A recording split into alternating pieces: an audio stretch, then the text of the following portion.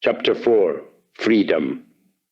The sense of freedom is something which has not been understood by humanity yet. Very serious mistakes have been made about the concept of freedom, which is always presented in a more or less erroneous way. Certainly we fight for a word. We come to absurd conclusions, commit all kinds of abuses, and shed blood on the battlefields. The word freedom is fascinating. Everybody likes it.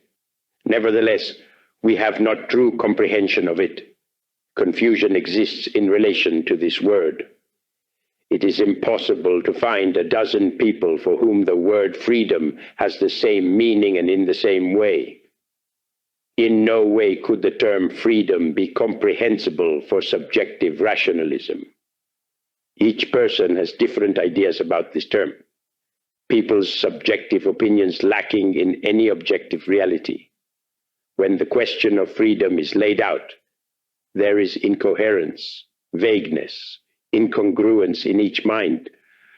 I am sure that not even Immanuel Kant, the author of the Critic of Pure Reason, did ever analyze this word to give it the exact meaning. Freedom, beautiful word, charming term. How many crimes have been committed in its name? Unquestionably, the term freedom has hypnotized the crowds. The mountains and the valleys, the rivers and the seas have become stained with blood by the spell of this magic word. So many flags, so much blood, and so many heroes have succeeded one another in the course of history. Every time that the question of liberty has been put onto the gambling table of existence. Unfortunately, after every independence achieved at such high price, slavery continues within each person. Who is free? Who has achieved the freedom everybody talks about? How many people have emancipated? It is painful to answer this. The adolescent yearns for freedom. It seems incredible that many times, although we have food, clothes, and shelter, we want to run away from the house of our parents searching for freedom. It is incongruous that the teenager who has everything at home wants to escape, to run away from his home, fascinated by the term freedom. It is strange that, enjoying all kinds of comforts in a happy home, we may want to lose what we have, to travel around the world and be submerged in suffering. It is right for the unfortunate one, the pariah in life, the beggar, to yearn truly for leaving the dirty hovel. But for the well-off child, mother's golden boy, to want to escape, to run away, is incongruous and even absurd. However, this is how it is. The word freedom fascinates, bewitches, although nobody can define it in a precise way.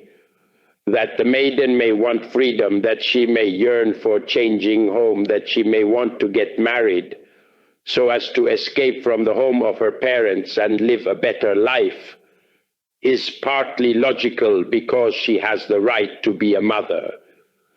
However, once she is living as a wife, she finds that she is not free and that she must continue carrying the chains of slavery with resignation. The employee, tired of so many rules, wants to be free, and if he manages to become independent, he finds himself with the problem that he is still a slave of his own interests and worries.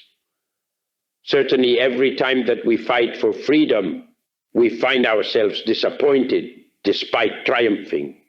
So much blood shed pointlessly in the name of freedom, and yet we continue to be slaves of ourselves and of others.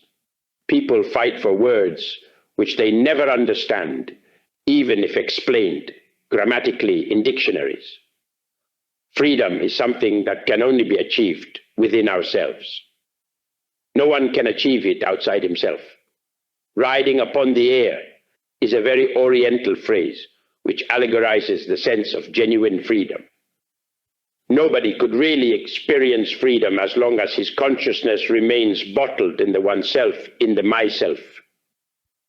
Understanding the self, me, what I am, is urgent when we very sincerely desire to attain freedom.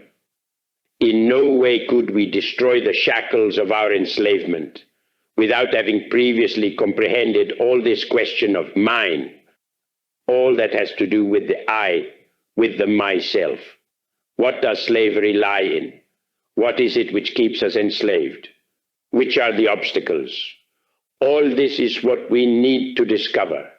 Rich and poor, believers and non-believers, all are actual prisoners, although they may consider themselves free, as long as the consciousness, the essence, the most dignified and decent part within us continues to be bottled in the oneself, in the myself, in the self, in my cravings and fears, in my desires and passions, my preoccupations and violence, in my psychological defects, we will remain imprisoned.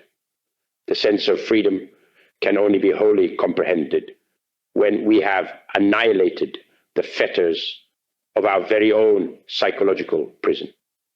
As long as the self exists, the consciousness will stay imprisoned.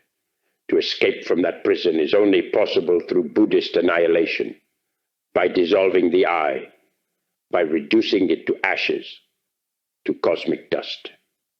The free consciousness, devoid of I, absolutely lacking the myself, without desires, without passions, without cravings and fears, directly experiences true freedom.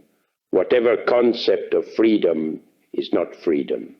The opinions we may hold about freedom are very far from being reality. The ideas we may form on the subject of freedom have nothing to do with genuine freedom. Freedom is something we have to experience in a direct way, and this is only possible by psychologically dying, by dissolving the I, by ending the myself forever.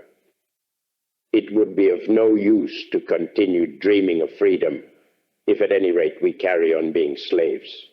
It is better to see ourselves as we really are, to carefully watch all these shackles of slavery that keep us imprisoned, auto-knowing ourselves, auto-seeing what we interiorly are. We will discover the door of authentic freedom.